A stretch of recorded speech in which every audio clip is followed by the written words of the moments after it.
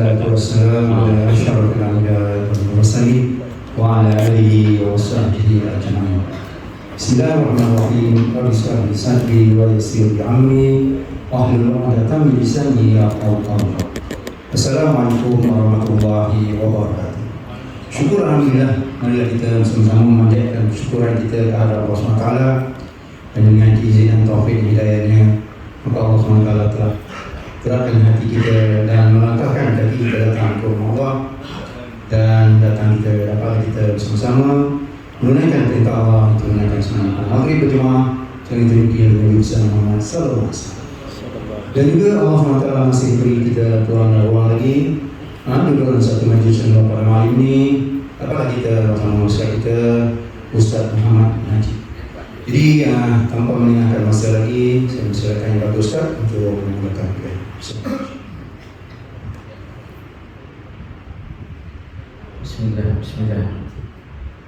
Bismillahirrahmanirrahim. Alhamdulillahirabbil alamin. Nahmaduhu wa nasta'inuhu wa nastaghfiruhu wa natubu ilayh.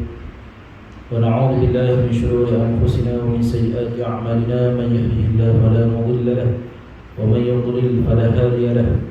Rabbana ishrah lana sururana wa yassir lana umurana wahlul 'uqdatam min alsinatina yafqahu aqwalana.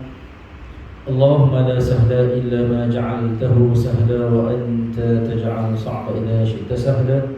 Rabbi yassir wa la tu'assir. Assalamualaikum warahmatullahi ta'ala wabarakatuh. Terima kasih diucapkan kepada pengurusi majlis yang dihormati para imam, para bilal dan semua jemaah muslimin dan muslimat yang dirahmati Allah sekalian.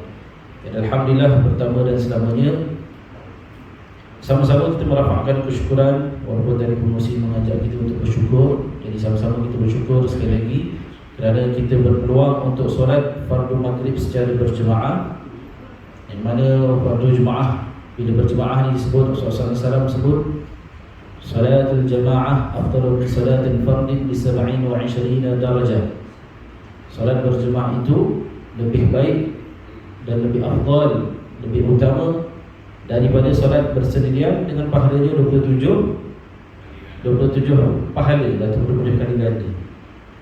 Tuan-tuan yang dirahmati Allah sekalian, kalau kita boleh saja kita sebenarnya solat di rumah, tapi bezanya solat di rumah dengan solat di surau atau di masjid banyak fadilat. Antaranya apa? Man tatahhara fi baiti thumma ata ila al-masjid.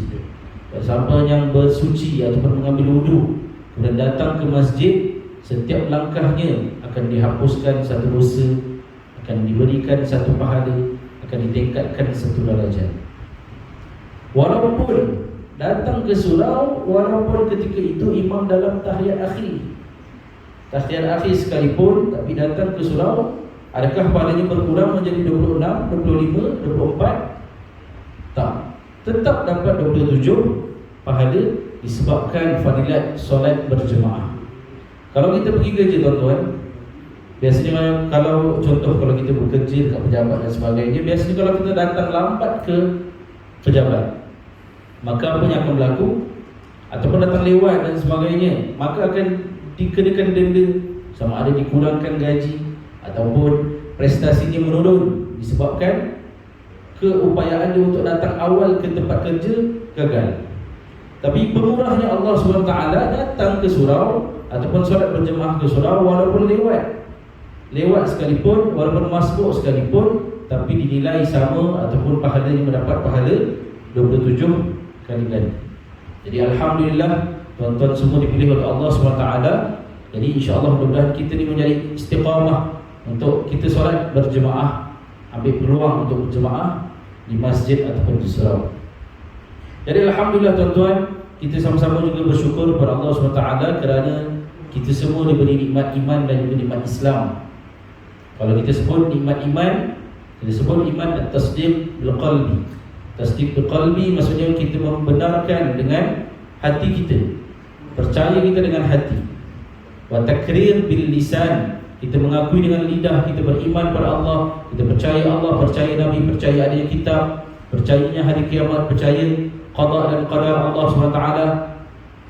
Wal amal bil jawarih, tanpa iman itu tidak sempurna kalau kita tak menterjemahkan ataupun mengapaliskan dalam bentuk perbuatan.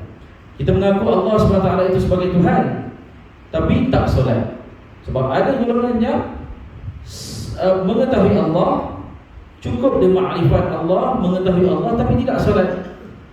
Atas alasan cukup aku dah kenal Allah, dan perlu aku berhajat untuk solat. Begitu. Jadi iman itu tidak sempurna kalau tak ada ketiga-tiga perkara yang saya sebutkan tadi. Beriman yang tuan-tuan, dalam surah Al-Baqarah sebut Alif Lam Mim. Mana-mana ayat Quran yang mula dengan huruf muqatta'ah, Alif Lam Mim, ayat selepas tu mesti akan sebut Dzalikal Kitab, mesti ada kait dengan Quran. Ini kalau dalam belajar bidang tafsir lah, bab tafsir. Kalau contoh kita sebut Alif Lam, dalam Quran sebut surah Al-Baqarah Alif Lam Mim, Dzalikal Kitab, Al-Quran itu, ataupun ini adalah Al-Quran. Kalau dalam surah yang lain Alif Lam, ataupun dalam surah yang lain, contohnya Alif Lam Mim Shad, Kitabun unzila ilaik, disebut perkataan kitab selepas huruf muqatta'ah. Ataupun surah Sajadah yang tuan-tuan tahu, Alif Lam Mim Tanzilul Kitab, sebut perkataan kitab, kitab maksudnya Al-Quran. Jadi huruf muqatta'ah ni ada rahsia-rahsia dia. Alif tu ada rahsia dia, Lam tu ada rahsia dia, Mim tu ada rahsia dia sendiri. Cumanya ada pendapat yang mengatakan Alif Lam Mim ataupun huruf muqatta'ah ini, walaupun tak dapat ditafsirkan maksud secara khusus, cumanya boleh disimpulkan kat sini dia adalah sebagai satu bentuk nida ataupun salah satu seruan untuk supaya orang ambil perhatian. Bila turunnya wahyu kepada Rasulullah SAW, maka Rasulullah SAW sebut Alif Lam Mim. Maka orang yang mendengarnya apabila sebut Alif Lam Mim, maka tertanya apa yang disebut oleh Rasulullah SAW. Ini sebagai satu bentuk uslub dakwah. Macam kita lah, ibarat contoh kita nak test mic, okay, test mic 1, 2, 3, ataupun kita beri salam ke dan sebagainya. Itu sebagai satu bentuk. Ini tafsiran bagaimana huruf muqatta'ah itu, kenapa ada di dalam Al-Quran. Kan ada pendapat yang menafsirkannya sebegitu, dan ada pendapat yang menafsirkan secara detail, dan ada yang pendapat yang menafsirkan secara serah bulat-bulat kepada Allah SWT. Itu adalah urusan Allah SWT. Jadi alhamdulillah tuan-tuan, dalam Quran sebut Alif Lam Mim Dzalikal Kitab la raiba fihi hudal lil muttaqin. Al-Quran itu menjadi petunjuk kepada orang yang bertakwa. Siapa orang yang bertakwa tuan-tuan? Dalam ayat Quran tersebut alladzina yu'minuna bil ghaibi, orang yang beriman dengan perkara yang gaib. Orang yang beriman kepada yang gaib, apa maksudnya tuan-tuan? Percaya, beriman perkara yang dia tak nampak. Tuan-tuan percaya tak adanya pahala, tuan-tuan percaya tak adanya dosa, tuan-tuan percaya tak adanya neraka, adanya syurga. Kalau tuan-tuan tak percaya, maka bukan dalam golongan orang yang bertakwa, bukan dalam golongan orang yang diberikan petunjuk menjadi seorang yang bertakwa. Syukurnya kita, saya nak ajak tuan-tuan untuk bersyukur. Syukurnya kita diberikan nikmat iman sebab kita percaya adanya pahala, kita percaya bahawa adanya syurga, kita percaya bahawa ada segala perkara yang disebut di dalam Al-Quran, disampaikan oleh para asatizah ataupun di para ulama melalui jalan-jalan yang disampaikan oleh para ulama sampai kepada Rasulullah SAW, yang disampaikan oleh Rasulullah SAW. Kesemuanya itu adalah perkara yang disebut, tapi tak disebut secara fizikal, tak nampak, tapi kita percaya, beriman. Sebab itu disebut dalam sebuah hadis, bagaimana kalaulah semua orang tahu besarnya pahala solat fardu isyak dan solat fardu subuh secara berjemaah, maka orang akan berbusu-busu walaupun jalan dalam keadaan merangkak, walaupun dia tak mampu untuk berjalan, tapi sebab nampak pahala tersebut, nampak ada depan mata, maka orang berjalan akan betul-betul menuju untuk mendapatkan habuan tersebut. Contohnya apa? Contohnya kempen, kita nak ajak kempen solat subuh di masjid. Maka apa dibuat? Ada setengah surau ataupun setengah masjid buat, diadakan apa? dia sediakan duit belanja untuk anak-anak yang nak pergi sekolah dengan syarat solat subuh di masjid. Maka waktu ketika itu ramai yang datang. Sebab apa? Sebab semata-mata nak mendapatkan duit belanja. Kat sini niatnya kat situ. Tapi untuk melatih tak ada masalah. Kita nak latih lama-lama. Mudah-mudahan diberikan kefahaman kenapa perlu solat di masjid. Ganjaran itu dalam bentuk fizikal, tapi ganjaran yang sebenar di sisi Allah dighaibkan, tak nampak. Kita kalau nampak, kalau dinampakkan, maka kat sini semua penuh, surau semua penuh. Orang tak ada dah buat maksiat dan sebagainya. Tapi dia menjadi rahsia Allah SWT nak menguji hebat ataupun tahap keimanan kita bagaimana. Jadi alhamdulillah kita ni diberi nikmat iman. Nikmat iman ni semua orang, bukan semua orang ada. Walaupun orang tersebut menganut agama Islam, IC Islam, tapi ada juga yang tidak beriman, tidak mempercayai adanya perkara gaib, adanya perkara yang tak nampak dan sebagainya. Dan yang kedua adalah kita syukur Allah kepada Allah SWT kerana diberi nikmat Islam. Tuan-tuan, alhamdulillah, majoriti lah semua lahir dalam keadaan Islam. Maksudnya mak ayahnya Islam. Mak ayahnya Islam. Anak itu lahir dengan fitrahnya. Al-waladu yuladu 'ala al-fitrah. Setiap anak yang lahir itu lahir asalnya fitrah. Jadi ibu bapanya yang sama ada nak mengkristiankan dia, menyahudikan dia ataupun mengislamkan dia. Jadi alhamdulillah kita semua, mak ayah kita semua lahir, kita lahir dalam keadaan mak ayah kita Islam. Berbeza dengan orang yang lahir dalam keadaan bukan Islam. Lahir dalam keadaan bukan Islam, mereka tercari-cari kebenaran. Jadi alhamdulillah, sedangkan kita tengok mu'allaf, contoh mu'allaf orang yang masuk Islam.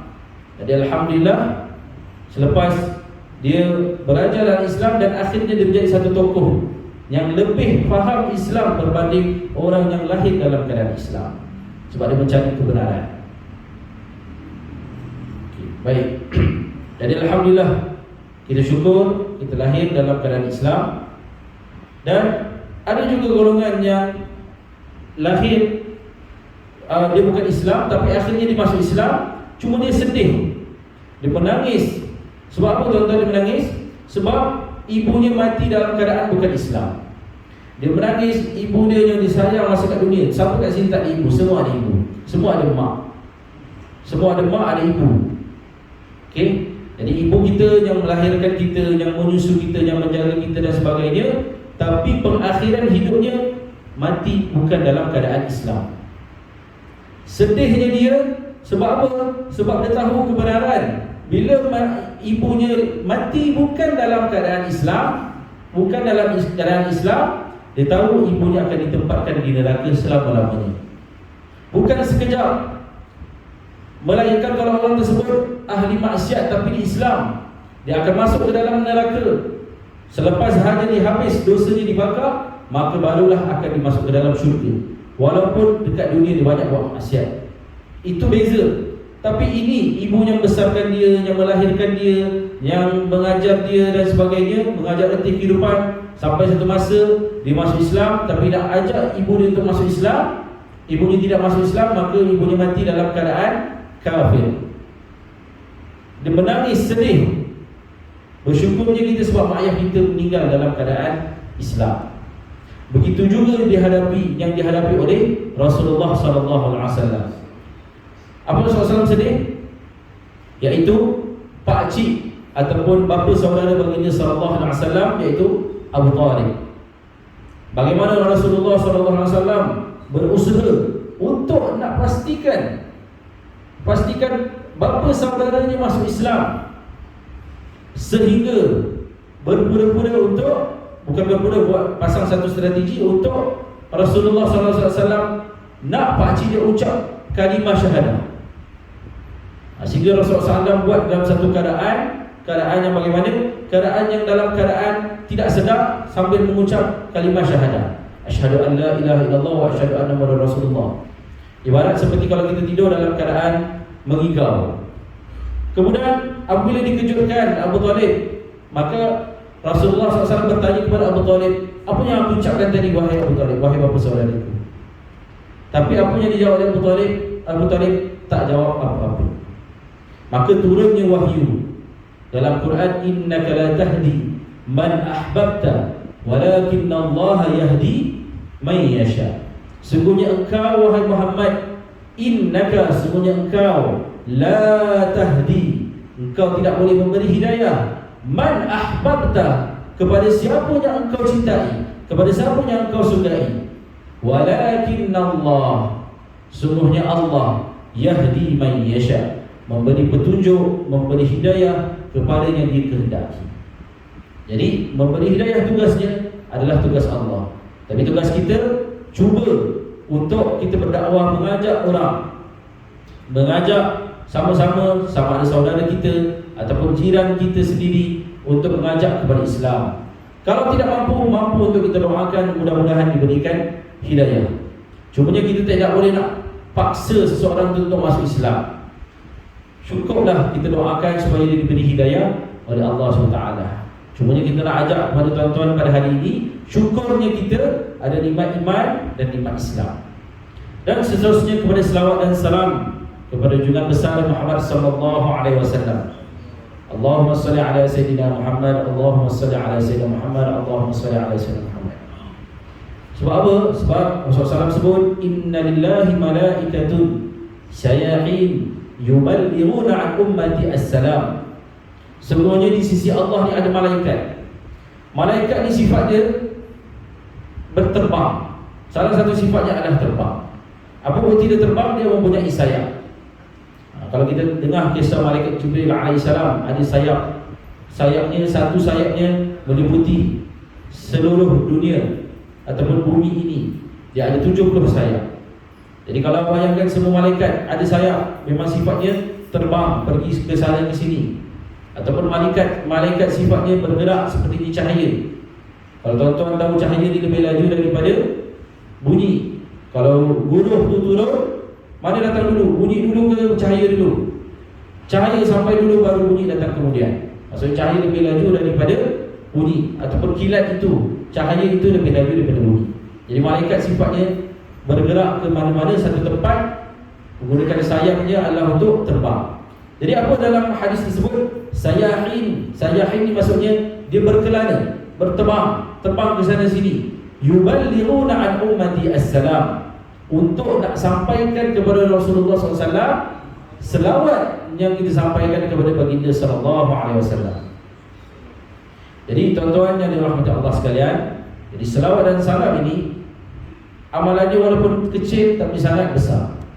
Kalau nak dikisahkan dengan kisah Sufyan Ats-Tsauri, tuan-tuan mendengar kisah Sufyan Ats-Tsauri. Sufyan Ats-Tsauri ni salah satu ulama pada zaman tabi'in. Digelar nama Ats-Tsauri. Tsauri ni maksudnya anak lembu. Seorang ahli tasawuf. Sebab apa dia menggelarkan Sufyan si anak lembu? Sebab pada satu kisah dia terlangkah masuk ke masjid menggunakan kaki kiri. Dia hinakan diri dia disebabkan dia lalai untuk apa? Untuk nak menjaga adab-adab ketika masuk ke dalam masjid. Jadi digelarkan kau ni seperti anak lembu wahai Sufyan, dia cakapkan diri dia. Maka daripada ini aku gelarkan diri aku sebagai Sufyan Ats-Tsauri. Baik, kisah Sufyan Ats-Tsauri ini tuan-tuan, ketika mana Sufyan Ats-Tsauri ini mengelilingi Kaabah ataupun sedang bertawaf mengelilingi Kaabah, dia nampak seorang hamba Allah ini bertawaf dengan berselawat kepada baginda sallallahu alaihi wasallam. Dia bertawaf berselawat kepada baginda sallallahu alaihi wasallam. Kemudian sampai satu masa dia berjumpa dengan hamba Allah tersebut dan dia bertanya kepada hamba Allah tersebut. Dia bertanya, kenapa kau mengelilingi Kaabah dengan dalam keadaan kau berselawat, sedangkan ada doa-doa yang ma'thur yang diajar baginda sallallahu alaihi wasallam apabila berselawat, apabila berjumpa dengan berada di Hajarul Aswad, apabila berjumpa di maqam antara maqam Nabi Ibrahim dengan Multazam. Kemudian ada doa-doa ketika berada di rukun Iraq, di rukun Syam, di rukun Yaman dan sebagainya. Tapi kenapa kau mengelilingi Kaabah dengan berselawat, sentiasa tak lekang daripada mulut kau untuk berselawat? Maka pemuda tersebut bercerita kisah dia, bagaimana apakah yang menyebabkan dia berselawat sentiasa. Kisahnya bermula apabila si ayah dia telah meninggal dunia dalam keadaan yang sangat hina lah. Apabila ayah dia meninggal, jenazah ayahnya berwarna hitam. Jenazah ayah dia berwarna gelap, warna hitam. Jadi apa yang berlaku? Dia sedih. Dia berada di sisi ayah dia bersedih jenazah ayah dia. Dia sedih sehingga dia tertidur. Ketika dia tertidur, dia bermimpi, dia berjumpa dengan seorang lelaki. Kemudian seorang lelaki itu menyapu di muka jenazah ayahnya. Maka jenazah ayahnya yang gelap dalam mimpi tersebut bertukar menjadi wajah yang cerah. Kemudian dia bertanya kepada lelaki tersebut, bagaimanakah ayah aku boleh berubah daripada wajah yang hitam, wajah yang gelap menjadi wajah yang cerah? Kemudian lelaki tersebut berkata, ayah kamu dekat dunia ini semua maksiat telah dibuat. Segala jenis maksiat di bumi ini telah dia buat. Apa jenis maksiat semua dia telah lakukan. Tapi dalam sepanjang hidup dia walaupun apa dosa-dosa yang dibuat, tak pernah lekang daripada bibir dia untuk mengucapkan selawat kepada Rasulullah SAW. Maka lelaki tersebut bertanya dalam mimpi tersebut, siapakah lelaki tersebut? Maka lelaki itu mengatakan dia adalah Rasulullah SAW. Dan apabila terjaga daripada mimpi, dia melihat jenazah ayah dia sendiri bertukar wajah seperti mana ketika jenazah tersebut dalam mimpi dia. Maksudnya berubah wajah di atas barakahnya selawat kepada baginda sallallahu alaihi wasallam. Sebab tu kalau tuan-tuan baca selawat kamilah, Allahumma salli salatan kamilah wa sallim salaman taman ala sayyidina Muhammadin alladhi tanhallu bil uqad. Dengan selawat, dengan berkat selawat, maka terlerai segala ikatan. Wa tanfariju bihil qurab, segala masalah selesai. Wa tuqda bihil hawaij, tertunainya segala hajat. Jadi sebab tu Imam Ghazali pun ada mengajak kita untuk selawat akan menyelesaikan masalah. Cumanya dia letakkan keyakinan. Banyak kisah-kisah yang bercerita tentang selawat dan dapat menyelesaikan masalah. Dan sombong seseorang itu, takabur seseorang itu apabila mendengar perkataan sallallahu alaihi wasallam, maka dia tidak menyahut sallallahu alaihi wasallam.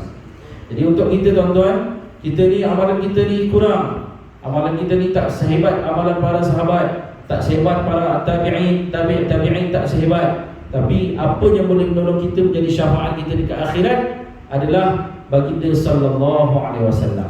Kita akan dinaikkan ataupun kita akan dibangkitkan di padang mahsyar apabila telah tiup sangkakala yang kedua, roh-roh daripada alam barzakh yang orang telah meninggal akan kembali ke jasad kita semula, akan kembali ke jasad masing-masing, akan tertumbuhnya daripada ajbud dzunub ataupun ajbud dzanab, iaitu tulang sulbi, bentuk semula jasad menjadi orang seperti mana yang kita seperti mana di dunia dulu. Roh tersebut masuk ke dalam jasad semula, maka kita akan berkumpul di dalam satu padang yang dinamakan sebagai padang mahsyar. Kemudian kat situlah masing-masing semua dalam keadaan tercari-cari.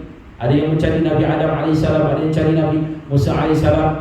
Dan orang yang berselawat kepada baginda sallallahu alaihi wasallam akan diberikan syafaat, akan diberikan dari air daripada telaga Hud yang dalam keadaan orang haus dan sebagainya di padang mahsyar tersebut, tapi dapat minum daripada air telaga Hud ataupun telaga Kautsar yang diberikan oleh baginda sallallahu alaihi wasallam bagi orang yang dekat dunia ini selalu berselawat kepada baginda sallallahu alaihi wasallam.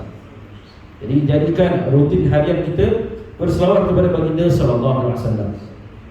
Jadi alhamdulillah tuan-tuan, sekarang ni lebih kurang kita berada di penghujung bulan Zulhijjah.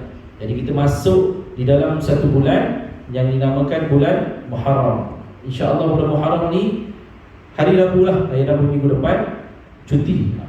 Kat sini cuti kan, KL cuti. Maksudnya hampir semua Semenanjung cuti awal Muharram. Dan Muharram ini dia adalah salah satu daripada Ashhurul Hurum. Disebutkan dalam Quran, inna iddatash shuhuri 'indallahi 'ashara syahra fi kitabillah yaum khalaqas samawati wal ard minha arba'atun hurum. Dalam hadis dalam Quran sebut ada 4 bulan dinamakan sebagai bulan haram. Bulan haram ni maksudnya bulan yang suci. Suci daripada apa? Suci daripada peperangan, suci daripada pertumpahan darah dan sebagainya. Bulan apa tuan-tuan? Disebut Rasulullah SAW 3 bulan mutawaliyat. Maksudnya 3 bulan berturut-turut dan 1 bulan di antara bulan Sya'ban dan juga bulan Jamadil Akhir dan juga bulan Sya'ban, iaitu bulan Rajab dan juga bulan Zulqa'dah, bulan Zulhijjah, bulan Muharram. Hanya 3 berturut-turut tadi, Zulqa'dah, Zulhijjah, Muharram. Bulan yang antara bulan Jamadil Akhir dan juga bulan Sya'ban adalah bulan Rajab. Jadi 4 bulan ini disebut dalam Quran fa'idzan salakhal ashhurul hurum. Maksudnya orang yang melakukan peperangan diharamkan dan menjadi adat kebiasaan masyarakat Arab jahiliyah, tak dalam bulan haram ini mereka berhenti ataupun gencatan senjata sekejap. Jadi kalau orang yang berperang pada bulan tersebut dikira berdosa ataupun dihinakan mereka mereka yang berperang pada bulan haram. Jadi tuan-tuan yang dirahmati Allah sekalian, walaupun bulan Muharram ini adalah bulan Ashhurul Hurum, tapi dipilih oleh Sayyidina Umar bin Al-Khattab ketika dalam pemerintahan Khalifah Sayyidina Umar bin Al-Khattab selepas beberapa tahun, dia menjadikan awal bulan Muharram ini adalah satu permulaan kalender ataupun permulaan kalender hijrah. Kalau dalam bulan miladi, kalau tahun miladi kita sebut 1 Januari adalah tahun baru. Tapi dalam Islam kita nilai tahun baru itu bermula daripada 1 Muharram. Sebab apa? Adakah 1 Muharram bagaimana? Sejarah bagaimana bermulanya 1 Muharram ini apabila ketika mana pemerintahan Sayyidina Umar bin Al-Khattab, bila Sayyidina Umar bin Al-Khattab mengutus surat. Contohnya Sayyidina Umar mengutus surat kepada Muaz bin Jabal yang ketika berada di Yaman. Jadi jarak antara Madinah ke Yaman ni kalau naik kapal terbang mungkin dalam sejam, 2 jam. Tapi zaman dulu tak ada kapal terbang. Jadi apa yang boleh hantar? Paling laju pun kuda. Jadi orang yang menghantar surat contohnya menaiki kuda. Bila surat tersebut sampai, contohnya sampai kepada gubernur berada di Yaman, gubernur berada di Iraq, gubernur yang berada di Mesir, maka surat-surat tersebut adalah surat dalam bentuk arahan. Semuanya menjadi kekeliruan gubernur pada ketika itu adalah untuk nak menentukan mana satu surat yang sampai dulu, mana satu surat yang sampai kemudian. Maksudnya kat situ tak ada tarikh. Yang ada adalah hari dan juga bulan, cuma tak ada tahun. Jadi tak dapat nak bezakan mana satu permulaan tarikh baru dan mana satu permulaan tarikh yang kemudian. Jadi disebabkan hal tersebut, maka Sayyidina Umar mengajak para sahabat ataupun dalam majlis syura untuk berbincang manakah yang menjadi permulaan untuk nak menetapkan penetapan tarikh hijrah. Maka ada yang beri pendapat. Ada yang mengatakan bahawa permulaan tarikh hijrah ini bermula daripada kelahiran baginda sallallahu alaihi wasallam. Maka para sahabat yang lain pun ada yang menentang. Sebab apa? Sebab apa? Seolah-olah sama seperti lahirnya Nabi, seperti tarikh Masihi, iaitu lahirnya Nabi Isa alaihissalam. Jadi ada sahabat yang bercanggah. Ada yang mengatakan dengan tarikh wafatnya baginda sallallahu alaihi wasallam, tapi dibantah oleh sahabat seolah-olah kita ni meraihkan kematian ataupun baginda sallallahu alaihi wasallam. Bila masuk tahun baru, bila masuk tahun hijrah, kita ingat kepada Rasulullah sallallahu alaihi wasallam ni wafat. Jadi selepas sahaja ijtihad Sayyidina Umar bersama dengan sahabat, maka dia pilih untuk 1 Muharram adalah sebagai permulaan hijrah. 1 Muharram adalah sebagai permulaan hijrah. Baik. Jadi tuan-tuan, dalam bila mulanya tahun baru, maka kat sini kita doalah. Ada yang doa sebelum masuk tahun baru, kita doa akhir tahun Islam. Dan selepas haji waktu maghrib, maksudnya tahun 1 Muharram, bulan baru 1 Muharram 1445 Hijrah. Maka kita akan baca doa awal tahun. Okay, baik. Tapi apa yang saya nak bawa kepada tuan-tuan, kita bila datang di bulan-bulan Islam, maka kita sama-sama membesarkan bulan Islam. Sebagaimana firman Allah SWT, "Wa may yu'azzim sya'airallah fa innaha min taqwal qulub." Wa may yu'azzim, barang siapa yang membesarkan syiar-syiar Allah. Tak kisahlah syiar Allah itu dalam bentuk bulan-bulan besar kebesaran, ataupun dalam bentuk perkara ibadah, ataupun perkara akidah, mengajak kepada Allah dan sebagainya.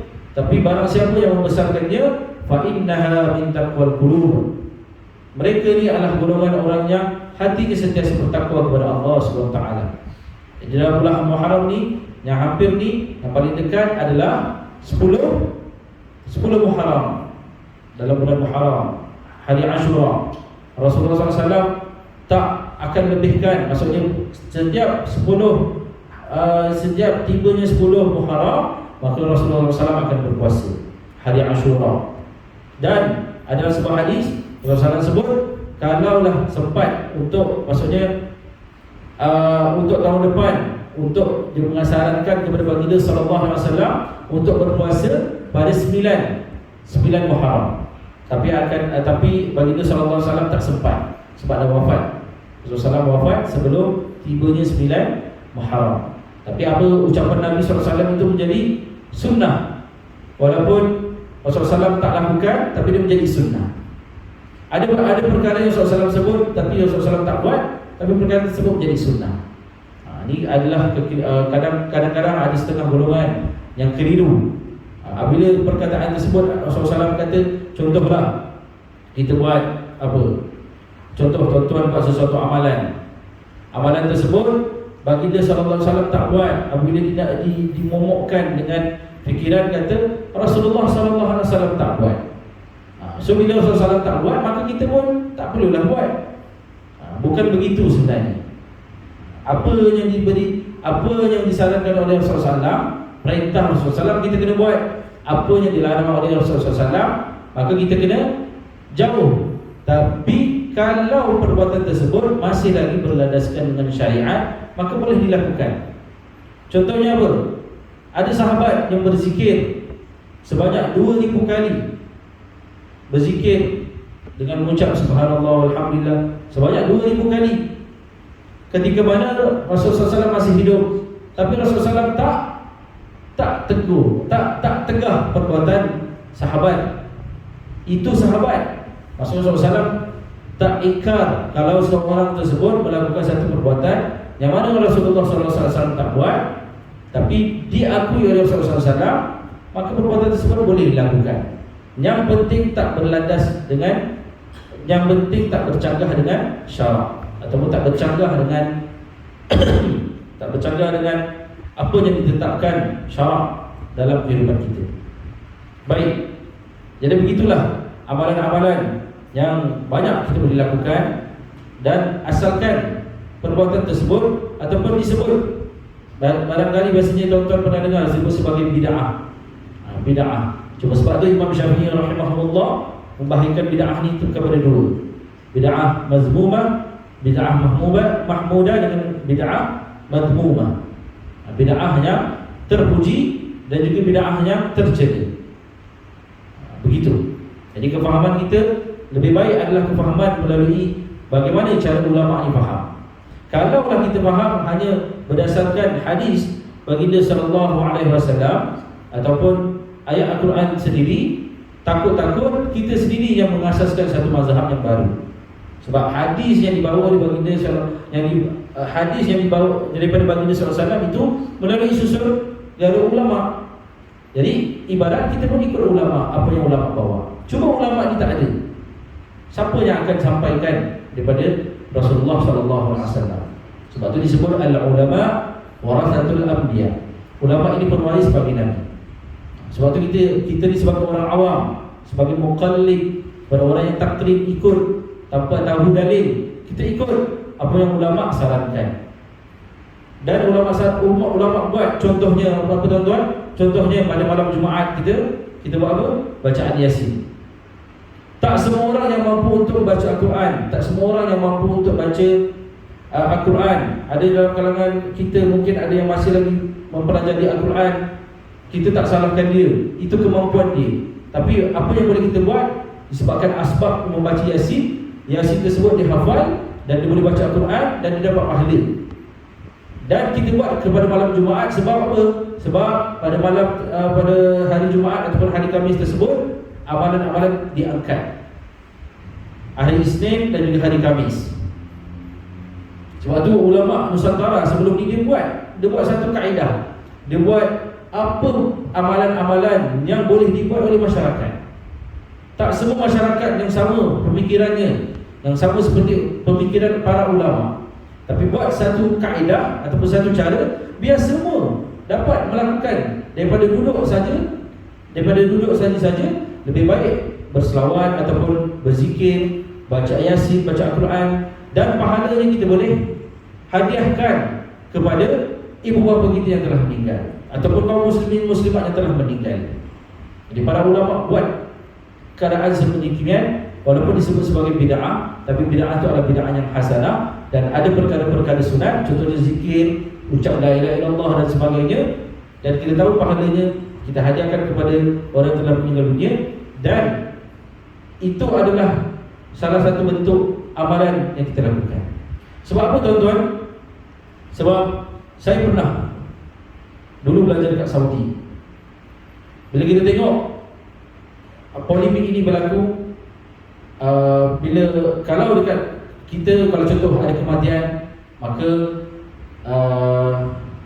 pada keluarga ataupun waris akan jemput untuk buat bacaan tahlil contohnya dan sebagainya.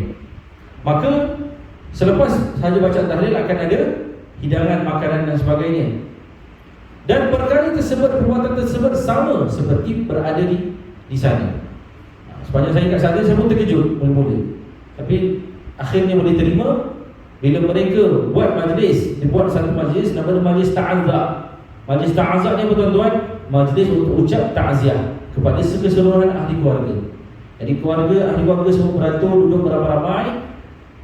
Jadi orang daripada luar akan datang untuk mengucap ta'ziah. Jadi apa yang berlaku? Bila orang ramai dah datang, maka tuan rumah pun menjamu makanan. Ibadat kita lah, tetamu datang, so takkan datang buat saja, kita jamu makanan selepas bacaan tahlil. Cumanya bezanya duduk. Duduk saja, tak buat apa-apa, tapi makan. Ucap takziah kemudian makan. Cumanya kita dekat Nusantara ni ataupun dekat Malaysia ni, kita diberikan daripada kita duduk saja-saja, daripada kita duduk saja-saja ucap takziah kepada waris si mati yang dalam keadaan kesedihan, kita doakan mereka, doakan supaya rohnya dicuci rahmat, rohnya bersama dengan para salihin, dan juga pahala-pahala yang kita baca Al-Quran tadi sampai kepada roh tersebut, sekurang-kurangnya boleh meredakan rasa kesedihan kepada ahli waris. Jadi begitu, perbuatannya seakan sama, cumanya ulama dahulu alhamdulillah dah susun elok untuk kita amalkan. Tak ada masa untuk kita berbahas, tak ada masa untuk kita berdebat dan sebagainya, menyebabkan pergaduhan, persisihan, tak dapat apa-apa. Lebih baik kita jaga amalan kita, lebih baik kita fokus kepada apa yang kita ada, ilmu yang kita ada, amalan walaupun sedikit tapi istiqamah kita lakukan. InsyaAllah mudah-mudahan amalan tersebut sampai dan kita elakkan diri kita daripada perkara-perkara yang boleh merosakkan amalan, iaitu amalan, kalau kita buat amalan tersebut takut-takut adanya sifat sum'ah, ada sifat riak, sifat takabur, dan juga sifat riak, sum'ah, takabur dan juga ujub. 4 perkara ini boleh merosakkan amalan seseorang. Contohnya sum'ah, kita nak kita buat amalan tersebut, kita nak orang dengar, orang cerita pasal apa kebaikan yang kita buat. Kedua, riak, kita buat sesuatu supaya orang nampak apa yang kita buat. Contohnya kita solat duha, kita buat supaya orang tengok kita ni buat solat duha. Kemudian yang ketiga, takabur, sombong kita dengan amalan kita buat.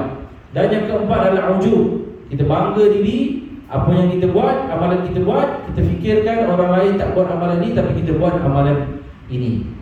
Kalau ada keempat-empat perkara ini, maka dia akan menghangkis sifat ikhlas, menyebabkan segala amalan kita itu adalah sia-sia.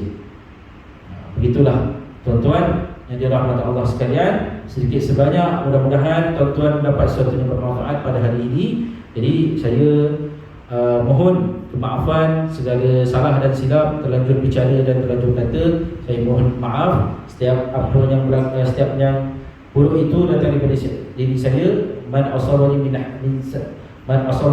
min hasanatin fa min Allah, wa man asabani min sayyi'atin fa min nafsi. Aqulu qawli hadza wa astaghfirullahal azim li wa lakum wa lisa'il muslimin wa muslimat. InsyaAllah kita akhiri dengan sedikit bacaan doa. Bismillahirrahmanirrahim. Allahumma 'allamtana bima yanfa'una bima wazidna 'ilman wa 'allimna bima yanfa'una wazidna 'ilman warzuqna fahman. Allahumma rzuqna fahman nabiyyin wa hifdzal mursalin wa ilham malaikatil muqarrabin fil 'afiyati arhamar rahimin. Sallallahu ala sayyidina Muhammad wa ala alihi wa sahbihi wa sallam. Alhamdulillahi rabbil alamin. Assalamualaikum warahmatullahi taala وبركاته. يا حبيبي يا شافعي يا رسول الله، بأمي وأبي فديتك سيدي صلاة